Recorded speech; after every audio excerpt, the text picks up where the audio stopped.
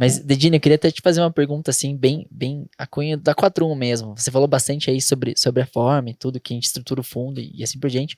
Mas conta também um pouco do dia a dia da 41, como que acontece a tese de investimento, quando eu tô olhando, principalmente no mercado de ações, né? Uhum. A gente tá falando dos principais fundos aí que carregam desde 2008 um histórico excelente, mas como é que acontece, assim, uma tomada de decisão sobre uma tese de investimento, sobre como que eu vou me basear para saber qual que é o momento da entrada naquela tese e quando ela vai se provando ao longo dos anos e quando que é um momento de saída, porque todo mundo pensa, o gestor ele entrou, mas qual que é o grau do nível de dificuldade para determinar um nível de saída daquela tese? É alto.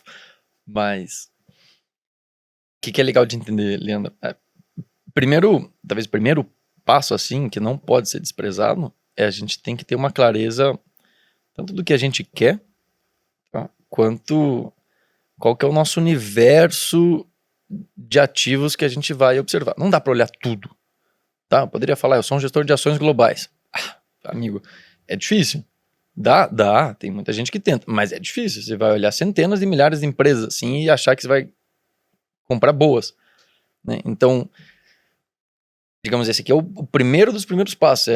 Tá, às vezes até um pouco filosófico, mas você precisa saber o que a gente quer, né? O nosso fundo de ações, ele quer ser um destaque no mercado de renda variável Brasil. A gente quer ter bons ganhos, né? Quer rentabilizar aquele patrimônio numa janela longa, tá? E nós estamos falando de 5, 10 anos, assim, são janelas saudáveis que a gente quer que o patrimônio daquele investidor, daquele cotista, se multiplique. Correndo poucos riscos, porque a gente não vai acertar tudo.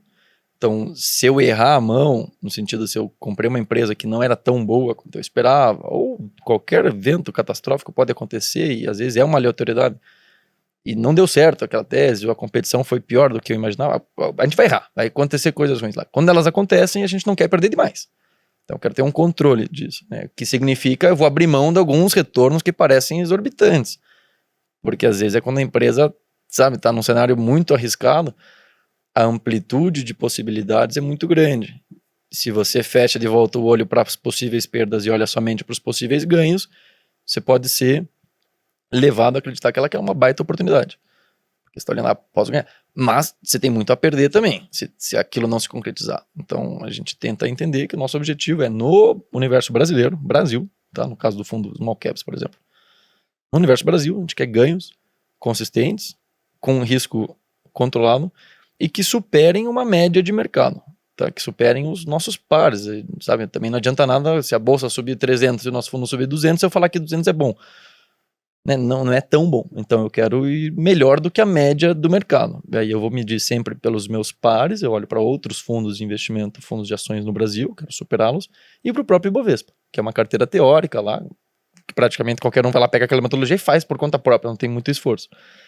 Eu quero ir melhor do que isso. Então, esse é um objetivo. Poderia ser diferente, né? Então, talvez o primeiro passo do nosso dia a dia é ter essa clareza. Poderia falar para você que meu objetivo é ter ganhos em janelas de 6 meses. Provavelmente teria decisões bem diferentes das que eu tomo hoje. Uhum. Poderia falar que meu objetivo é ter um ganho exorbitante sujeito a uma perda de mais do que uma vez meu patrimônio. Que se as coisas derem errado, eu vou ter que ligar para o meu investidor e falar, putz, estou devendo, né? Eu poderia ter um fundo alavancado, esse é o conceito de alavancagem, né? Eu vou pegar dinheiro emprestado para apostar nessas ações.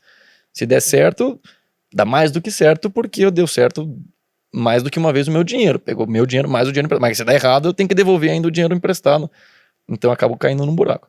Então poderia ser um objetivo diferente. Essa clareza de objetivos é o primeiro ponto.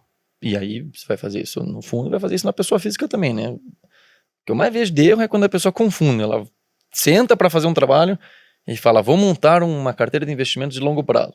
E dá um mês e quer rever tudo. Você fala, então você não fez o passo 1 direito, né? Se o teu objetivo era de longo prazo, você deveria ter desenhado uma carteira para você reavaliar a médio, mas não todo mês, né? Então a gente tem essa clareza. Nos nossos dois fundos mais antigos, que é o Marlin Dividendos e o 41 Small Caps, os objetivos são muito parecidos, com estratégias diferentes e complementares, mas os objetivos são parecidos, né? Depois eu posso falar mais das estratégias em si. O segundo ponto de partida aí é entender esse universo, a gente chama de universo de cobertura, que é o universo de ativos aqui elegíveis, né? Então eu posso ter o mesmo objetivo que eu te falei agora, longo prazo, baixo risco, etc e tal, mas em empresas chinesas, ou somente em empresas não estatais, ou somente empresas extremamente líquidas, ou somente empresas que começam com A, tanto faz. Mas eu tenho um universo, né, de ativos elegíveis. Então, as nossas estratégias, elas têm uma clareza muito grande, né, do que são essas empresas, o que é o nosso alvo, né, nosso universo aqui, né, onde que a gente vai pescar? Nós vamos pescar aqui. Esse é o meu universo de empresas que eu vou olhar. Então, isso me ajuda muito. Porque, por exemplo, nos small caps, são empresas menores, tá? Então a gente está olhando para as empresas que estão fora do índice Bovespa, que é composto pelas empresas maiores, e a gente tenta desenhar uma linha de tamanho de mercado, hoje em dia mais perto de 6 a 7 bilhões de reais de valor de mercado. Eu quero olhar para esse universo de empresas menores, porque eu acho que é lá que tem as maiores oportunidades, tá? Hoje em dia no Brasil, você tem quase 400 empresas listadas, das quais umas 350 talvez tenha de fato alguma negociação.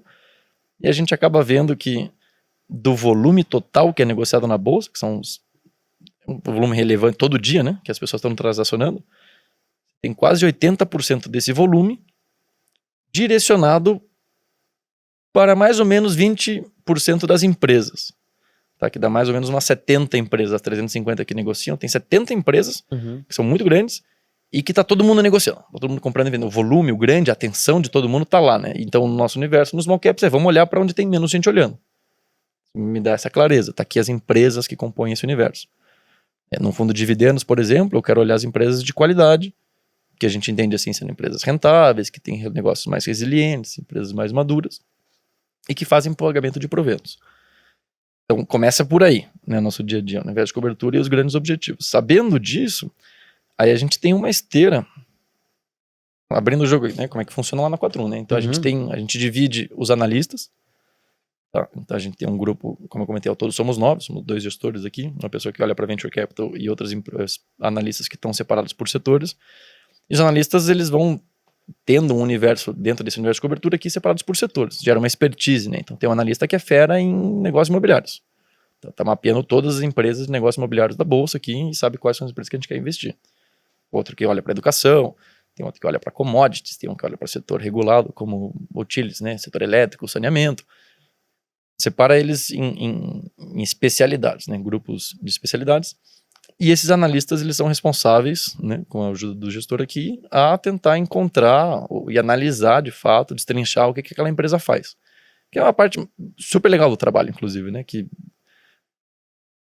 talvez a pessoa que faz por conta própria, fora do fundo, acaba não fazendo, desprezando o ponto que é o mais legal do nosso mundo de investimento em ações aqui, que é, vamos estudar o negócio. Olhar as como empresas, que é, olhar a fundo das empresas. E não é só o balanço, tá? O balanço, depois que você pega um pouco da contabilidade, e tem que saber, obviamente, né? Faz sentido. Mas o modelo de negócio, como é que aquela empresa ganha dinheiro? Sabe? O investir em fundo de ações, ou investir em ações, é muito mais entender empresas do que os números, assim, do que mercado em si, sabe? Do que... Você quer saber como é que esse cara ganhou dinheiro, como é que esse cara se construiu, quem que é o concorrente dele, por que que ele cresce, sabe?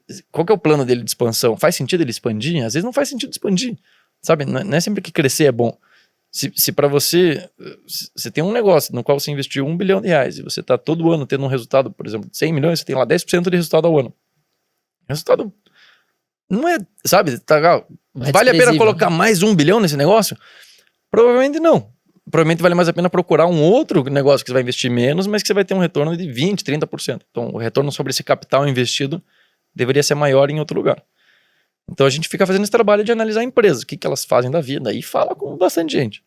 Tá? Talvez a gente tenha essa vantagem. Você iria ter as empresas também. Isso que gastar só de sapato, né? Exato. Então, a gente consegue fazer as visitas. De volta, é legal, a gente tem bastante... Acho que metade da turma lá é engenharia. Então o pessoal adora, né? Você vai na fábrica, vai ver como é que é o processo produtivo, vai ver qual que é o desafio. Né? Por que demora tanto tempo, às vezes, o capital de giro daquela empresa? Você precisa entender, porque o fornecedor dela é o único fornecedor do Brasil do produto X. Você não vai nunca conseguir uma barganha com aquele cara. Sabe? O cara vende aço pro Brasil inteiro. Não vai conseguir desconto, você não vai conseguir um prazo para pagamento melhor, você tá na mão dele. Então, corra atrás do teu cliente para tentar estender ou diminuir o prazo de recebimento, ou conseguir um preço legal para você sobreviver. Então, essas dinâmicas, conversar com os executivos das empresas, entender quem que são as empresas concorrentes, essa dinâmica dos analistas, né? Então, no nosso caso lá na 41, os analistas estão lá com seus universos de cobertura, olhando, analisando quem são as empresas dos seus setores, vendo quem que tá com um negócio interessante, quem tá ganhando mais dinheiro, e obviamente quem que, eventualmente, o preço da ação parece que tá barato. E como é que você vai falar que tá barato? Porque você tá olhando quanto que aquela empresa dá de dinheiro, né? Quanto que ela gera de resultado para acionista, qualquer perspectiva, né? Vai bem, ou a empresa tá indo pro buraco lá, foi boa um dia, mas tá indo pro buraco, né? O preço vai refletir um pouco do futuro dela. E ele vai tentar achar um sinal para sugerir, para falar, né? Levantar essa bola e falar, cara, tô olhando uma empresa que é legal, é um preço interessante. Aí a gente faz reuniões toda sexta-feira, lá na 41 entre os analistas, e aí tem uma troca, né? Os analistas ficam um apresentando o trabalho, criticando o trabalho do outro. Então acho que esse é um ponto importante. A gente chama também o pessoal de renda fixa, chama o pessoal que olha para investimentos alternativos, que olha para investimento lá fora, tem uma troca dentro da 41 aqui de informação sobre as construções das teses. E quando a gente entende que tem uma tese boa, a gente faz um comitê de investimentos. Tá? Aí o comitê é bom porque, né, é formal, né, no sentido que a gente chama, aí tem os diretores responsáveis, é uma governança da companhia aqui, de estar todo mundo alinhado dos porquês que a gente vai fazer ou não vai fazer um investimento em ações. Tá, a alternativa disso, às vezes, o comitê sou eu, assim, tem muito gestor que, hoje eu tô com vontade de comprar tal empresa, não precisa fazer um comitê, sabe, não, a CVM não te exige que você faça um comitê que você exponha. Tem que ter um racional para isso, só tem que ter diligência. A gente deixa registrado toda a diligência, nos ajuda, inclusive, nesse negócio de ter consistência. Você não lembra o que você fez no passado, lá é difícil você aprender com o que deu certo e com o que deu errado. Então a gente deixa tudo escrito. Apresentação, o que a gente fez, o que a gente não fez, por que a gente comprou aquele papel, aquela empresa, constitui dentro desse nível de governança que é um comitê, aprova, e aí, de fato, chega na conclusão e compra lá pro fundo. Aí tem um pós-comitê, inclusive, tem um finaleira que é a estratégia de execução. Ia falar, ok, hoje, por exemplo, o Small Caps está com quase 400 milhões de reais de patrimônio. Então, ainda tem fundos exclusivos que replicam um pouco. Então, a gente está com mais de 1 bilhão em renda variável. Eu não consigo comprar qualquer papel de qualquer jeito, né? Sem distorcer o preço da ação. Então, às vezes, a gente tem que fazer os passos corretos. Né? Se apertar um botão lá e falar compra 70 milhões de reais de uma ação, às vezes, né, vai causar uma barulheira aqui, não dá. Às vezes dá, tem ação que eu posso comprar 70 milhões de reais ali, não vai nem fazer cócega. Não vai fazer nem cócega, mas tem ação que não dá. Então tem toda essa também desenho da estratégia de execução para comprar. E aí a mesma coisa se repete, né? Daí você tem todo um ciclo de monitoramento, e aí você tem inclusão tanto de monitoramento da liquidez do papel, dos cenários de risco, todo trimestre a empresa está divulgando a informação auditada, a gente vai fazendo as conversas periodicamente com as mesmas pessoas que a gente fez na construção daquela tese, e pode muito bem ser que em algum momento a gente decida sair, tá? Que daí vem na tua pergunta, assim, que é delicado. E vão ser 2 grandes motivos, ou um, tá? Em essência, é ter melhores oportunidades na mesa. Você pode ter melhores oportunidades porque, às vezes, a empresa é muito boa, mas já está no preço, a gente fala, porque já está precificado, sabe? O meu exemplo aqui de uma empresa que valia 1 bilhão de reais e estava gerando 500 milhões de reais de fluxo de caixa livre, ou seja, estava tendo um resultado positivo muito bom, tinha capacidade de reinvestir, de crescer, e óbvio que é um baita investimento. Então, ao natural que o valor dessa empresa vai crescendo, em detrimento de empresas, por exemplo, que não estão gerando tanto resultado. Mas chega um ponto que ficar naquela empresa e ganhar todo aquele retorno, né, os mesmos 500 milhões, baita empresa, super qualidade, mas a empresa já começa a valer 5 bi. Aí você fala, tá no preço, né? Vou comprar isso aqui, mas se eu comprasse um título público, eu ganhava a mesma coisa do que isso. Então, porque o preço subiu, né, a empresa se apreciou, deixa de ser uma oportunidade agora tremenda de estar comprado nela. E às vezes tem oportunidades do lado que são melhores. Então é essa troca. Ou, o que pode acontecer que daí é uma situação muito infeliz, a empresa não entregou o que a gente esperava. Perdeu o valor, né? E às vezes a empresa continua perdendo e a gente acha, olha, isso aqui não é legal. Talvez eu vou investir em outra coisa, não porque isso daqui subiu muito, mas porque isso aqui não vai gerar os 500, vai gerar 300, vai gerar 200. Então eu vou vender, saio, sabe? O fundo, ele toma essa decisão de estar comprado nas ações todo dia. Não é que, porque eu comprei o papel a 4, eu não vou vender ele a 3,50. Tanto faz. O preço hoje é 3,50, o preço hoje é 3,50. Não faz diferença, de volta àquela questão tributária também, contribui para isso. Faz diferença nenhuma o preço que você pagou no passado. É um negócio mais psicológico do que qualquer coisa. Tanto faz o preço que você pagou. A ponto que hoje a empresa está valendo X. Fico nesse papel, né, nessa empresa, sou sócio dela por esse preço, ou troco isso aqui por outra coisa melhor. E às vezes a gente troca. Tanto porque a empresa deixou de ir bem, quanto porque a empresa foi muito bem, obrigado, tchau, a gente tem outras oportunidades aqui melhores. Então a gente não espera ter esse giro. Os fundos, inclusive, têm giros baixos, tá? Porque tem um ponto. O preço das ações oscila, tá? E oscila bem.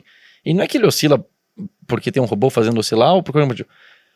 Mas o próprio valor justo, quando a gente fala, eu acho que essa empresa aqui vai valer X milhões de reais, a gente sempre trabalha com um intervalo, né? Não dá para você cravar, essa empresa vale 13,5. É errado por definição, né? Porque o que a empresa vale? A empresa vale uma expectativa de resultados futuros, você trouxe a valor presente.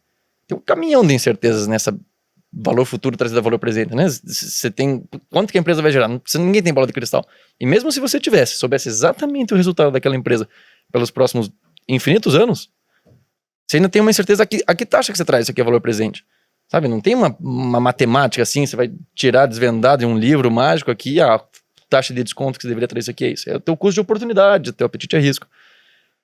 Então tem um grau relevante de incerteza no valor justo daquela empresa, que por consequência, significa que uma oscilação, um papel valendo 10 ou valendo 11 é a mesma coisa. Sabe, parece que... Mas não é nada, é a mesma coisa. É o mesmo, tá dentro daquele intervalo. Então, não é que, por isso que você fala, é um preço-alvo, a partir de 1 centavo acima vende, 1 centavo abaixo você compra, é uma ilusão tremenda. Você não tem como, né? Então é sempre subjetivo. Pois é. Muito interessante isso, porque além de você ter que entender os players que são os papéis, né? Então entender as empresas a fundo, você tem toda essa comparação entre elas, né? Então qual que vale mais a pena? Às vezes uma empresa muito boa pode não fazer sentido agora porque você tem outras que estão melhores. Então a gente tem obrigação, a gente fala de um pensamento de primeira ou segunda ordem, tá aplicado a qualquer tipo de linha de raciocínio, né? Então você tem um efeito de primeira ordem, por exemplo, nas ações, é você olhar, essa empresa vai ter um bom lucro, ou vai ter um resultado legal. E agora, o segundo ordem é falar, será que esse resultado bom é melhor do que o que estava mais ou menos precificado, do que o mercado estava esperando, né? Porque não adianta nada você crescer o teu lucro, mas crescer menos do que o preço dela esperava. Porque, de volta, vamos lá, você tem lá o valor justo daquela companhia, é esse valor presente do que ela vai te entregar, né? E isso tem que ser quase que uma obviedade, né? Um fundo, um ativo de renda fixa, qual que é o valor dele hoje? Bem, se é para ganhar 10% ao ano, e ele vai te pagar R$10 ao ano, ele vale 100, porque é 10% ao ano, né? Então, a mesma coisa a gente faz numa ação. A empresa vai gerar tanto de resultado, se eu quero que ela me renda, né? Eu quero que meu investimento em ações me renda 18% ao ano, X% ao ano vale tanto. Ponto que nas ações você tem uma incerteza no fluxo, que na renda fixa você, teoricamente, não tem, e você tem uma incerteza em quanto que você deveria render nas ações, né? 18. É algo, talvez 17, 18, mas tem que ser mais do que uma renda fixa, porque você está correndo mais risco. Então você tem algo está implícito naquele preço, naquele valor daquela ação. Então não adianta nada você comprar uma ação falando isso aqui é um excelente negócio, vai dar um excelente resultado, se você já está naquele preço pagando por aquele excelente resultado, né? Que seria um efeito de segunda ordem. Então, você quer que ele supere aquelas expectativas. Por isso que a gente tem uma assimetria de preço e valor, é quando justamente o mercado não está precificando. Fala, olha, eu acho que a empresa vai gerar muito mais de resultado do que esse preço aqui representa. Então, eu acho que o mercado vai se surpreender. Então, às vezes, inclusive, tem negócios que não vão... Os resultados, se você olhar eles sem saber o preço, o resultado é medíocre. Medíocre, às vezes de fato, é um resultado simples, não tem surpresa nenhuma. O negócio é um reloginho, é o mesmo resultado há anos, cresce pouco, mas é resiliente. E tem as suas vantagens. Sabe? Esse negócio, às vezes, pode ser um baita negócio para você comprar, porque às vezes no preço tá precificado que o negócio vai por água abaixo, mas não vai. Então, puta, uma empresinha reloginho, não é sexy, não tá tendo o maior crescimento do planeta aqui, mas tá muito mal precificado. Geralmente é isso que a gente procura, inclusive, né? Porque dessas são essas oportunidades mais seguras se você investir, né? Eu não tô apostando que a empresa vai revolucionar uma tecnologia ou que ela vai ter um crescimento exponencial. Mas eu tô procurando a oportunidade de comprar um negócio bom, Estável. às vezes estável, mas um negócio bom que o mercado não tá precificando direito. O mercado não tá vendo. E com prazo, porque você tem que pensar assim, né? Entendi, hoje ela tá... o mercado não tá valorizando ela como eu quero, Mas você deve imaginar assim, daqui a tanto no prazo que você quer, 2 anos, não sei, o prazo no fundo, ou 1 ano, né, na tua estratégia, o mercado até esse ponto vai ter se surpreendido e o valor dela vai chegar no ponto que eu vou ter a rentabilidade que eu quero. É um bom ponto, tá? Porque é uma grande crítica. Eu não tenho controle nenhum.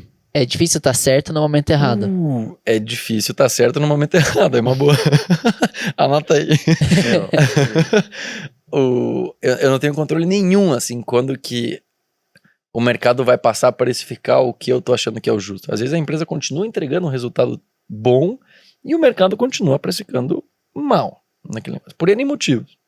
Mas é pelo mesmo motivo pelo qual ele precificou quando eu entrei, né? Então, às vezes eu tava precificando isso porque tinha pouca gente olhando. E às vezes a gente compra um papel que tinha pouca gente olhando, ou seja, então eu tive uma oportunidade. Eu vou lá, eu comprei do Leandro lá, que ele queria vender uma ação lá na bolsa, tem pouca liquidez, somos nós aqui.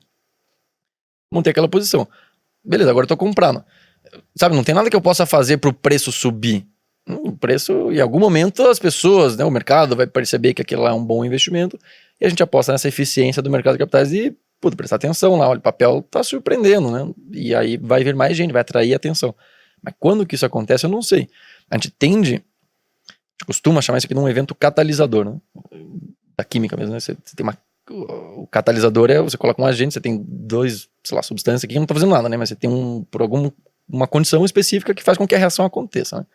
Ou acelere ela. Então a gente quer que esse valor justo seja refletido no preço, mas tem que ter um catalisador. Às vezes é simplesmente o fato da empresa distribuir um dividendo, porque isso chama muita atenção. Pode ser, olha lá, uma empresa que é R$3 por ação e ela pagou 4 em dividendos, alguém vai falar, o que está acontecendo aqui, né? Talvez ela não era para valer 3, ela deveria valer mais do que isso. Ou volta o dinheiro pro investidor, somos nós. Né? Acho interessante trazer assim, o que seria o dividendo?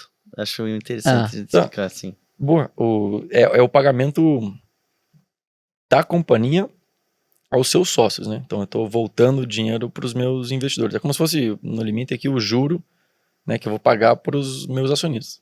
No limite, a empresa ela vai ter a sua estrutura, vai ter um faturamento, do qual atribui-se um custo para chegar naquele faturamento. Você tem toda uma estrutura, então você tem uma margem bruta, né? Digamos, dessa minha brincadeira aqui. Você vai vender copos d'água que me custam 50 centavos, eu vendo por R$1, minha margem bruta são 50 centavos por copo. Tá? E aí, de qualquer produto, a gente vai conseguir mais ou menos ter essa estimativa de um resultado bruto dessa operação, né? Que é esse negócio, quanto que ele dá. Você tem dessa margem bruta aqui um resultado, uma despesa operacional de manter a estrutura para vender, para administrar essa turma toda que está vendendo copos. Né? Então você tem as despesas gerais, administrativas, vendas. Então, você tem um resultado operacional. Essa operação aqui, né, está me gerando um resultado. Esse resultado vai ter um lapso temporal, às vezes para acontecer, e aí por uma questão mais contábil, né, mas aí você vai entrar nas variações de capital de giro, o quanto que eu preciso investir em D0, um CAPEX aqui. Mas você tem desembolsos que não representam o operacional aqui, né, mas às vezes tem um desembolso que não passou pela despesa, às vezes você demora mais para receber aquela tua receita, então você tem um descasamento de capital de giro. Mas quando você sobra, né, de fato chegou, voltou o dinheiro líquido, você vai distribuir o resultado operacional da empresa em 3 grandes acionistas, no limite, né, que é o credor, o banco, o debenturista, qualquer coisa. Você tem dívida, paga as dívidas, pagou as dívidas, teu segundo sócio é o governo, então paga o teu imposto de renda. Depois que pagou os dois, o que sobrou é o lucro. Né, de fato, pro acionista. E daí é uma dívida da empresa para com os seus sócios, né? Então a empresa, ela pode, sobrou dinheiro. Tem uma oportunidade de reinvestir, às vezes uma parte desse dinheiro que sobra, a empresa reinveste, aumenta e faz... Gera novos negócios. Gera novos negócios. E às vezes a empresa distribui esse provento. Provento, dividendo, juros sobre capital próprio, né? Ela vai lá e paga. Inclusive, uma grande diferença. Fundo de dividendos nosso, a gente gosta de empresas que não tem muita oportunidade de reinvestir. Justamente para sobrar e pagar. Porque o negócio deveria ser maduro, sabe? Então, se eu falo, vou naquele meu exemplo, né? Mas é uma empresa que não é nada sexy, assim, então o negócio não tá crescendo muitas vezes. Ficou uma concessão. Sei lá, exemplo, a Copel. Copel é um bom case, né? Principalmente agora. Mas é um médio exemplo porque mais uma parte grande do resultado da Copel aqui é uma distribuição, tem uma concessão da distribuição da energia elétrica, por exemplo, para a residência aqui, ou para a cidade de Curitiba.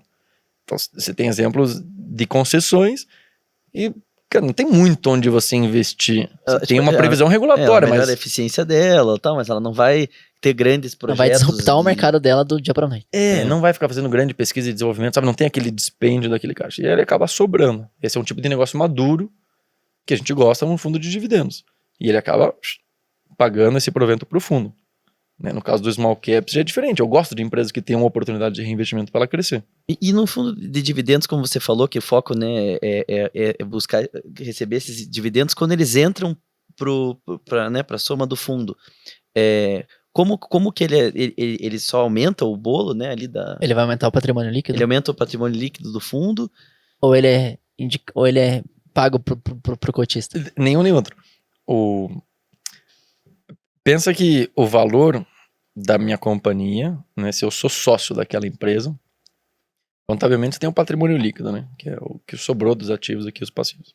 Quando você faz contabilmente a distribuição de dividendos, o patrimônio líquido é como se fosse a tua dívida para com o acionista. Né? Você teve lucro, a tua dívida para com o acionista sobe, né, cresce. Né? O valor do patrimônio líquido cresce dentro daquela empresa na medida que você vai tendo lucros. Quando eu distribuo dividendos, eu estou quitando uma parte dessa dívida, né? É como se eu estivesse amortizando o meu patrimônio líquido. Então, eu sou dono de 100% da empresa, cujo patrimônio líquido vale 100. Se aquela empresa me paga 50 de dividendos, eu passo a ser dono de R$50, que pingaram na minha conta, e um patrimônio líquido que vale 50. Então, percebe que a soma das partes aqui não mudou em nada, né? Você simplesmente transferiu de dentro da empresa saiu de um bolso para outro, praticamente, né? Você estava lá dentro daquela empresa lá e agora passou aqui, então lá tem menos dinheiro dentro daquela minha empresa e mais dinheiro no meu bolso. Tá? Então, pagar dividendos não gera resultado, né? Não te gera lucro por fundo, por exemplo. Ele simplesmente é uma transferência. Né? O que vai me gerar lucro é o lucro de fato ou a oscilação do preço, né? Porque estou olhando o valor de mercado dela. Mas o pagar proventos não é a rentabilidade do meu fundo. Tá? Então, não para a primeira e não para a segunda também, porque o fundo ele não distribui daí para os seus cotistas. A gente vê muito mais vantagem em reinvestir os dividendos que a gente recebe das empresas. Tá? Então, de volta, o fundo lá é nosso condomíniozão. E a gente é sócio de um monte de empresa. Eu tenho todo trimestre, com certeza absoluta, estou recebendo o dividendo de alguma das empresas que a gente investe. O fundo de dividendos tem 30 empresas na carteira. Então, que tem uma grande vantagem. Na medida que as empresas são voláteis e tem esse componente aleatório no dia a dia, todo trimestre fica pingando dinheiro na conta do fundo. Sabe? O patrimônio é o mesmo, é igualzinho, simplesmente uma empresa foi lá e amortizou, né, sua dívida com os sócios e nós somos, porventura, sócios dela. Então, quando o dinheiro pinga na nossa conta, eu tenho uma oportunidade muito legal de recomprar outras empresas ou ir reconstituindo o meu portfólio. Quanto mais volátil são aquelas ações, maior a chance de eu estar comprando um papel que está numa baixa ou que está num momento cíclico ruim. Então, tipo um malabarista, sabe? Um malabarista com 30 bolinhas aqui. E tá sempre tendo a oportunidade de recomprar uma, né? E comprar mais daquilo que caiu. Então o fundo de dividendos está sempre fazendo isso. Que faz do nosso fundo, a gente chama, ou existe o termo, né, do antifrágil. Antifrágil é aquilo que se beneficia de um choque, né? Se beneficia, ao contrário das coisas que são frágeis, que se der um choque, isso aqui quebra, né? Então, um fundo de dividendos, por exemplo, se não tivesse volatilidade de nada, não tem muita vantagem. Eu estar comprando os mesmos pesos. A empresa me pagou 100, eu vou comprar provavelmente da própria empresa aquele dinheiro. Agora, na medida que tem volatilidade, eu estou comprando coisa que está mais barata.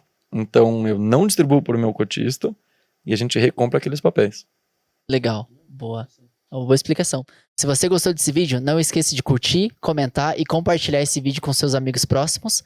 E também comentar sugestões para que a gente possa melhorar e trazer novos convidados. Importante reforçar que se você gosta do nosso conteúdo e se interessa em conhecer a plataforma do Paranabanco, você pode acessar o nosso QR Code aqui em cima e abrir o aplicativo do Paranabanco Investimentos.